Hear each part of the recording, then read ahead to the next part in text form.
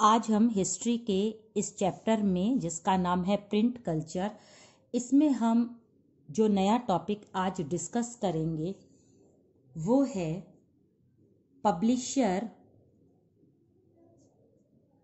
Publishers use new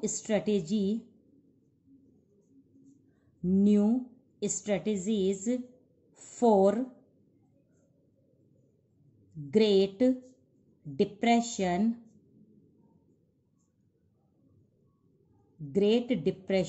in 1930s। आज हम इस चैप्टर में इस टॉपिक को डिस्कस करते हैं। यहाँ पर हम इस टॉपिक में मेनली किसके बारे में देखेंगे, ये हम बात करेंगे उस ग्रेट डिप्रेशन की जो 1930s में हुआ था। 1930s में एक जो इकोनॉमिक क्राइसिस आई थी, जो यूएस से बिलोंग करती थी, यूएस का जो स्ट्रीट एक्सचेंज मार्केट था वो गिर गया था, मीन्स एक शेयर मार्केट था वो डाउनग्रेड हो गया था। इसका असर पूरे वर्ल्ड पर पड़ा था क्योंकि यूएस ने एक्सपोर्ट और इंपोर्ट बिल्कुल बंद कर दिए थे। जब कंट्री से एक्सपोर्ट नहीं होगा, इंपोर्ट नहीं होगा तो प्रोडक्शन नहीं होगा। अगर प्रोडक्शन नहीं हुआ तो इंडस्ट्रीज क्या काम करेगी? कुछ नहीं करेगी। तो इंडस्ट्रीज के जो वर्कर है वो क्या हो गए? अनएम्प्लॉय हो गए। रातों रात सारे बेरोजगार हो गए और उनके पास में कुछ पैसा बचा ही नहीं कि वो अपनी बेसिक नीड्स को पूरा कर सके। तो इसी इकोनॉमिक क्राइसिस को हम ग्रेट डिप्रेशन कहते हैं, एक संकट कहते हैं जो पूरे वर्ल्ड को फेस करना पड़ा था जब यूएस का शेयर मार्केट गिरा था। अब यहाँ पर हम अपने टॉपिक में सिर्फ इतनी सी बात को डिस्कस करेंगे कि उस समय प्रिंट कल्चर पर इस ग्रेट डिप्रेशन का क्या असर पड़ा होगा। जब उस समय लोगों के पास अपनी बेसिक नीड्स फुलफिल करने के लिए पैसे नहीं थे तो क्या उन्होंने बुक्स को परचेज करना कंटिन्यू रखा? ऐसा नहीं हो सकता। तो उस समय जो वहाँ के पब्लिशर थे, जो शॉपकीपर थे, उन्होंने कौन कौन सी स्ट्रेटजीज यूज़ करी ताकि उनकी जो बुक्स की जो सेल है वो कम ना हो, उनका मार्केट कम ना हो, लोग लगातार बुक्स को खरीदते रहे। तो यहाँ पर हमें वो नए नए तरीके देखने हैं जो कि पब्लिशर ने यूज़ किए थे। यहाँ पर हम सबसे पहला जो मेथड देख रहे हैं वो है शिलिंग सीरीज। ये शिलिंग सीरीज जो थी ये 1920s में स्टार्ट हुई थी, ये चीज़ ध्यान रखना। और शिलिंग सीरीज का नाम आते ही आपको ध्यान रखना है कि इसका मतलब है lower quality. Lower quality means जो बुक्स की जो मटेरियल है वो कैसा होगा? बहुत ही लो क्वालिटी का होगा। मीन्स जो पेपर होगा वो बहुत ही ज़्यादा लो, जैसे थिन हो सकता है। उसमें जो इंक यूज़ होगी वो बहुत लो क्वालिटी की होगी। और जो बुक्स के ऊपर जो कवर वगैरह यूज़ किए जाते थे, डस्ट कवर, उसको हटा दिए गए, रिमूव कर दिए गए।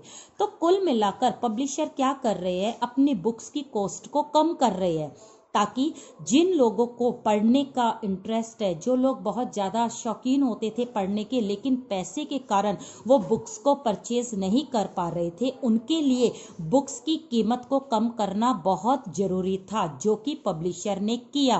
कौन से समय में किया? हम कौन से टाइम की बात कर रहे हैं? ग्रेट डिप्रेशन की बात कर रहे हैं। उस टाइम पीरियड की जब लोगों के पास में खाने को पैसा नहीं था तो वो उस पैसे को बुक्स पर लगाना वेस्टेज समझ रहे थे। तो उस समय पब्लिशर ने अपनी जॉब को, अपने ऑक्यूपेशन को और अपने बुक्स को सरवाइव करने के लिए कौन कौन सी स्ट्रेटेजीज को यूज किया था, हम इस बात को डिस्कस कर रहे हैं। तो यहाँ पर सबसे पहले उन्होंने कौन सी स्ट्रेटेजी यूज करी है वो है शिलिंग सीरीज, यानी बहुत ही सस्ती क्वालिटी की बुक्स को पब्लिश करना। अगर सस्ती बुक बिकेगी तो उनके पास कुछ ना कुछ पैसा तो आएगा। नेक्स्ट जो मेथड उन्होंने यूज किया वो था सीरियलाइज्ड नॉवल। अब ये सीरियलाइज्ड नॉवल क्या थे? ये जो नॉवल पब्लिश किए जाते थे, यहाँ पर राइटर जो थे वो उस स्टोरी को एक ही बुक में कंप्लीट नहीं करके कम से कम 2-3 बुक में लगातार उस कहानी को, उस स्टोरी को आगे एक्सपांड करते रहते थे। इससे लोगों के अंदर एक क्यूरियोसिटी बनी रहती थी कि नॉवल का second part, third part, fourth part हमें पढ़ना है।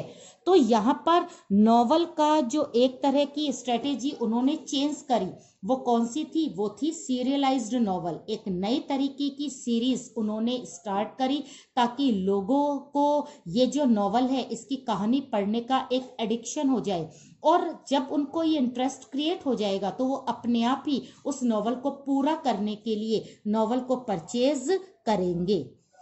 नेक्स्ट जो लास्ट उन्होंने मेथड यूज करा, बहुत ही सिंपल मेथड था, जिसका असर, जिसका इम्पैक्ट कभी पड़ा भी और कभी नहीं भी पड़ा, लेकिन उस समय जितने भी पब्लिशर थे वो इस वाले मेथड को यूज करते जा रहे थे, क्योंकि उन्हें लगता था कि इस मेथड से हो सकता है कि हमारी परचेजिंग जो सेलिंग पावर है वो बढ़ती जाए। तो वो मेथड था एडवर्टीजमेंट। तो यहाँ पर ट्रेन के वहाँ पर स्टेशन पर या बस स्टैंड पर जो क्राउडेड एरिया होता था, स्ट्रीट होती थी, मार्केट होता था, वहाँ पर ये अपनी बुक्स को पब्लिश करके और उसके होर्डिंग्स बहुत बड़े बड़े लगाते थे और उनका एक बहुत बड़ा प्रोपागेंडा प्रचार करते थे कि ये नई बुक्स आ रही है, इसका राइटर ये है, इसकी कहानी ऐसी है, उसमें फोटो, पिक्चर, बैलार्ड्स उसको इतना इम्प्रेसिव बना देते थे ताकि लोग जो है वो उसकी बुक्स को परचेज कर ले। तो यहाँ पर हमने इस टॉपिक को 3 स्ट्रेटेजी में पूरा डीपली पढ़ा है और इस बात को समझा है कि ग्रेट डिप्रेशन का असर जब पूरे वर्ल्ड पर हो रहा था तो प्रिंट कल्चर उससे अलग नहीं था।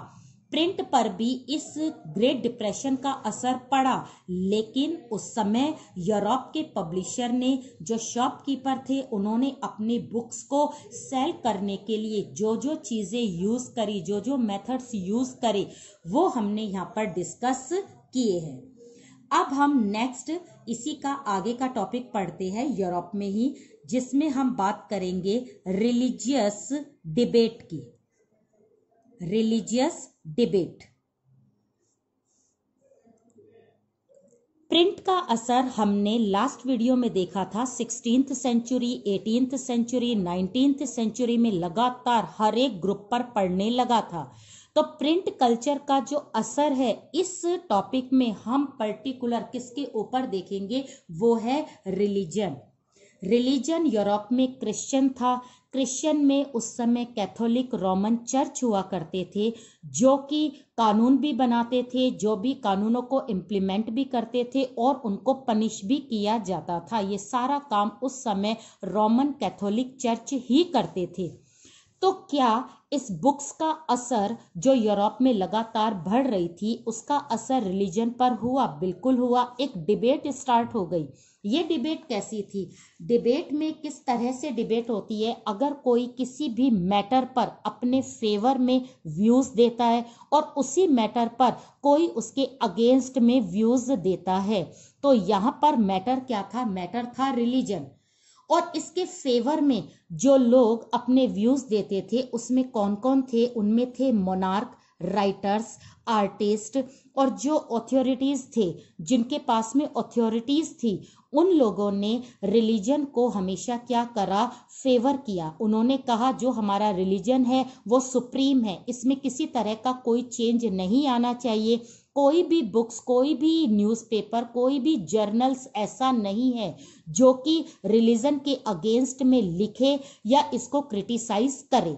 लेकिन दूसरी तरफ रिलीजन के ही मैटर पर अपने व्यूज को अगेंस्ट में रखने वाले बहुत से कॉमन पीपल थे, जो यूरोप में ये चाहते थे कि रोमन कैथोलिक चर्च में कुछ रिफॉर्म्स हो, कुछ सुधार हो। जो भी चर्च तीनों चीजें यानी तीनों इंस्टीट्यूशंस की पावर को अपने हाथों में लिए हुए है और वो इस तरह से यूरोप में मोनोपोली कर रहा है, उस मोनोपोली को दूर होना चाहिए।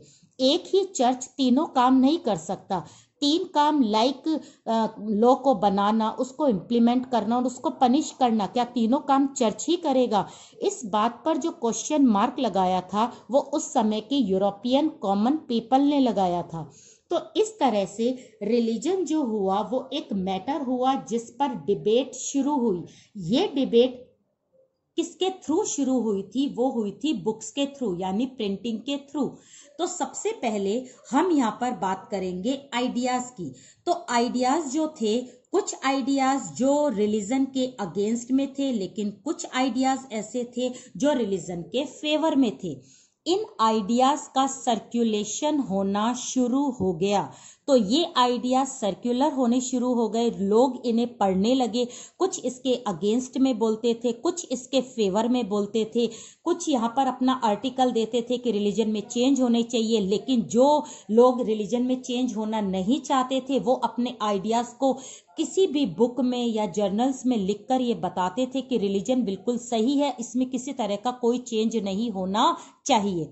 तो इस तरह से आइडियाज का सर्कुलेशन होना स्टार्ट हुआ इस डिबेट के थ्रू। सेकंड हम बात इसमें करेंगे वो है फियर ऑफ प्रिंट। प्रिंट का डर किसको था? प्रिंट का डर उसको ही होगा जो प्रिंट से इसलिए डरता है कि उसकी पावर और उसकी अथॉरिटी कहीं चली ना जाए, कहीं डिसमिस ना हो जाए।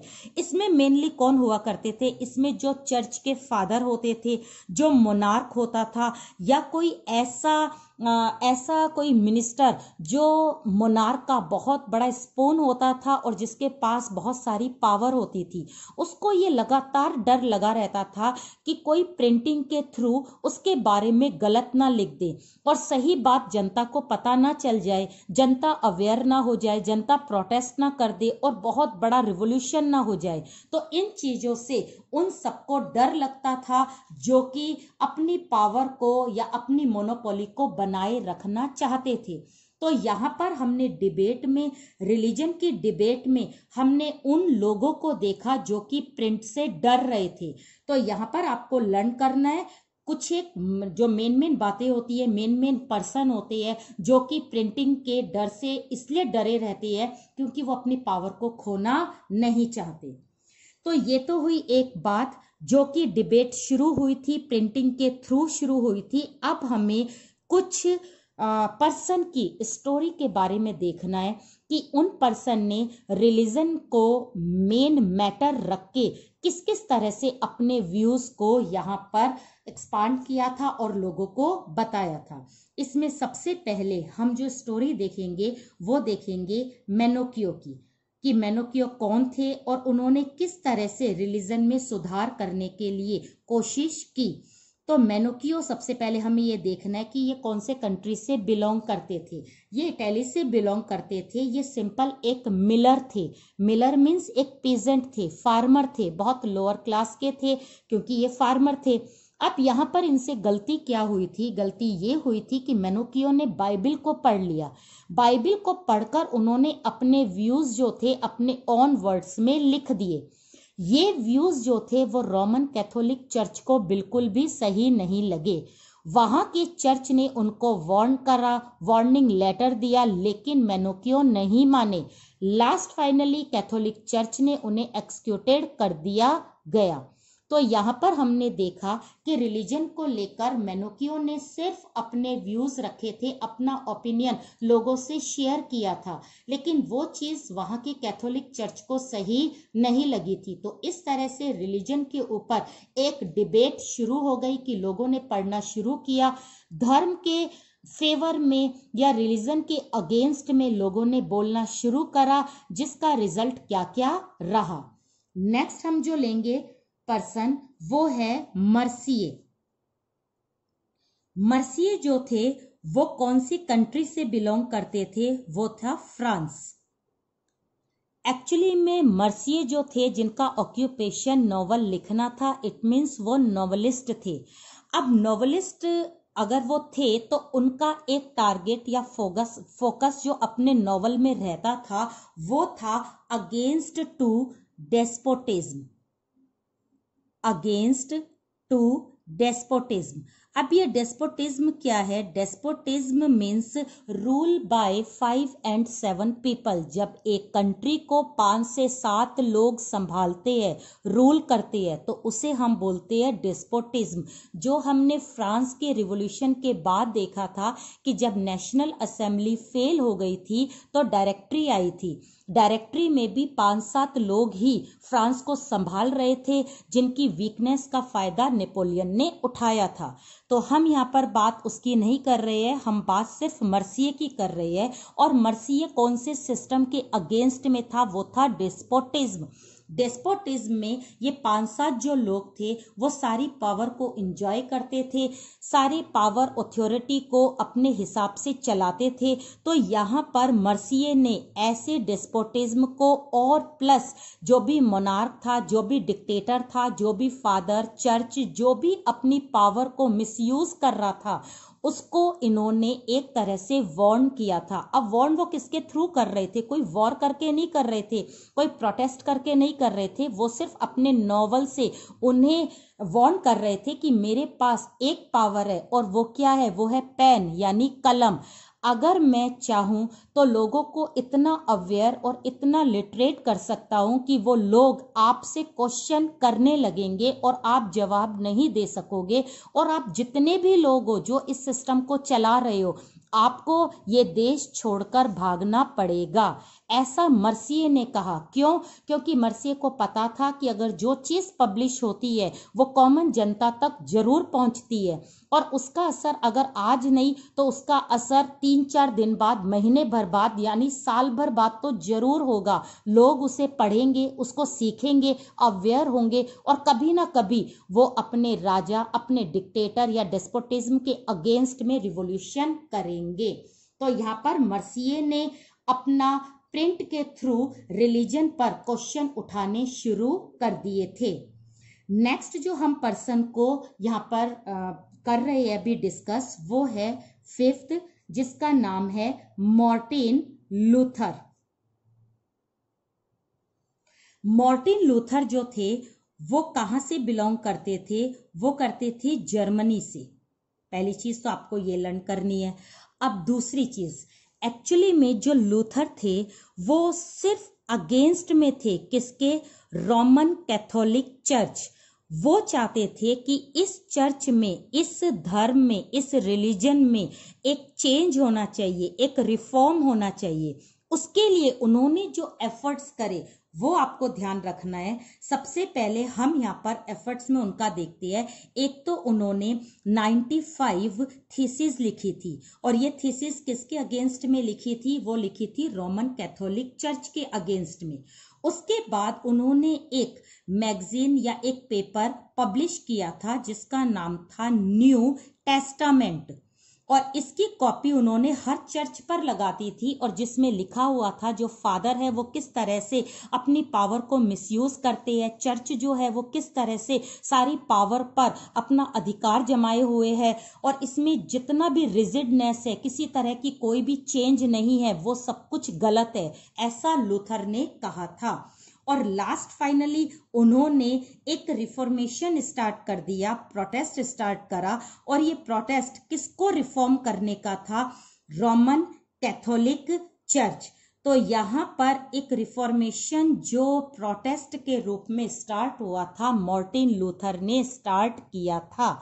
और इसी के बाद क्रिश्चियन रिलीजन 2 ब्रांच में डिवाइड हो गया। एक तो कैथोलिक जो ट्रेडिशनल थे, जो कंजर्वेटिव थे, जो चेंज नहीं चाहते थे, और दूसरी ब्रांच जो प्रोटेस्टेंट थी। तो ये प्रोटेस्टेंट ब्रांच किसने सेटअप करवाने में अपना एफर्ट्स किया था? वो थे मार्टिन लूथर। जैसे ये प्रोटेस्ट खत्म हुआ या इस प्रोटेस्ट का जो रिजल्ट हुआ, रिजल्ट ये हुआ कि अब क्रिश्चियन जो रिलीजन था वो 2 पार्ट में डिवाइड हो गया, कैथोलिक और प्रोटेस्टेंट।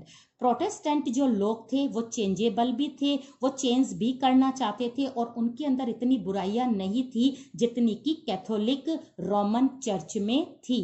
तो इस तरह से मार्टिन लूथर ने किसके थ्रू ये सारे चेंजेस करे? वो उन्होंने करे प्रिंटिंग के थ्रू, यानी पेन, कलम के थ्रू उन्होंने ये सारे चेंज रोमन कैथोलिक चर्च में किए थे। अब हम लास्ट जो इसी में रिलीजियस के उसमें ही हम एक लास्ट टॉपिक लेते हैं, वो है फ्रेंच रिवॉल्यूशन। फ्रेंच रिवॉल्यूशन जो आपने 9th क्लास में डीपली पढ़ा था, लेकिन हम यहाँ पर सिर्फ इसको प्रिंट कल्चर से ऐड करके देख रहे हैं। फ्रांस में रिवॉल्यूशन हुआ था, कब हुआ था? 1789 में हुआ था। किसके अगेंस्ट में हुआ था? लुई 16 के अगेंस्ट में हुआ था। ये चीज आपको क्लियर है। अब हम आगे चलते हैं कि फ्रांस में इस रिवॉल्यूशन को करवाने में एक मेन कंट्रीब्यूशन जो था वो प्रिंट कल्चर का था। इस बात को प्रूव कर दो। ये बात आप कैसे प्रूव करोगे कि इस रिवॉल्यूशन में मेन कंट्रीब्यूशन जो था वो प्रिंट कल्चर का था, यानी प्रिंटिंग का था, यानी बुक्स का था? तो इसको आप प्रूव करने के लिए 3 पॉइंट लिखोगे। फर्स्ट इसमें आप लिखोगे थिंकर्स का रोल ऑफ थिंकर्स। थिंकर्स में आप कौन कौन से थिंकर्स लर्न करोगे? एक तो लोक, एक रूसो, एक मॉन्टेस्क्यू। इन तीनों ने उस समय फ्रांस के लिए अपनी अपनी बुक लिखी थी, और इस बुक्स में उन्होंने साफ लिखा था कि मोनार्क जो है वो एब्सोल्यूट पावर नहीं है, वो गॉड नहीं है, हम उसकी वर्शिप नहीं कर सकते हैं, और जैसे दूसरे लोग हैं उसी तरह का वो भी है, तो उसको स्पेशल पावर क्यों दे? ये चीज थिंकर्स ने अपनी बुक में लिखी, और ये सारी बुक आपने 9th क्लास में पढ़ी हुई है। इन तीनों थिंकर के नाम प्लस बुक आपको यहाँ पर इस टॉपिक में मेंशन करनी है, जिसमें आपको ये बताना है थिंकर्स ने सिर्फ लोगों को अवेयर किया था बुक्स के थ्रू कि यहाँ पर आपको लुई 16 का हर तरह का कहना नहीं मानना है, क्योंकि वो भी हमारी तरह एक कॉमन पीपल ही है। वो फर्स्ट और सेकंड स्टेट में रहकर एंजॉय नहीं कर सकता, उसे पावर को देना पड़ेगा। तो ये सारी चीज कौन बता रहा है? थिंकर्स बता रहा है। और कौन सुन रहे हैं, कौन पढ़ रहे हैं? वहां की जनता। दूसरा इसमें आपको लिखना है debate between monarch and thinkers. अब हमने देखा कि थिंकर्स ने किस तरह से मोनार्क के अगेंस्ट में बुक लिखनी शुरू करी। तो मोनार्क भी कोई चुप रहने वाला थोड़ी था, तो मोनार्क ने भी अपने राइटर्स और स्क्राइबर्स से अपने फेवर में बुक लिखवानी शुरू करी, जर्नल्स और आर्टिकल लिखवाने शुरू करे। अब ये सारे आर्टिकल और जर्नल कौन पढ़ता था? जनता पढ़ती थी। जनता के पास बात फिल्टर होकर जाती थी कि क्या मोनार्क सही कह रहा है या थिंकर सही कह रहे हैं। जज कौन करेगा? जनता करेगी। जनता अपने आप ये डिसाइड करेगी कि किसकी बात सही है और किसकी गलत है। तो यहाँ पर एक डिबेट शुरू हो गई, लेकिन ये डिबेट किसके थ्रू हो रही है? प्रिंटिंग के थ्रू। दोनों एक दूसरे के बारे में अगेंस्ट में फेवर में सिर्फ लिख रहे हैं। तो यहां पर किसका कंट्रीब्यूशन हुआ? प्रिंटिंग का। लास्ट जो हम बात करेंगे वो बात आएगी कार्टून्स एंड कैरिकेचर्स।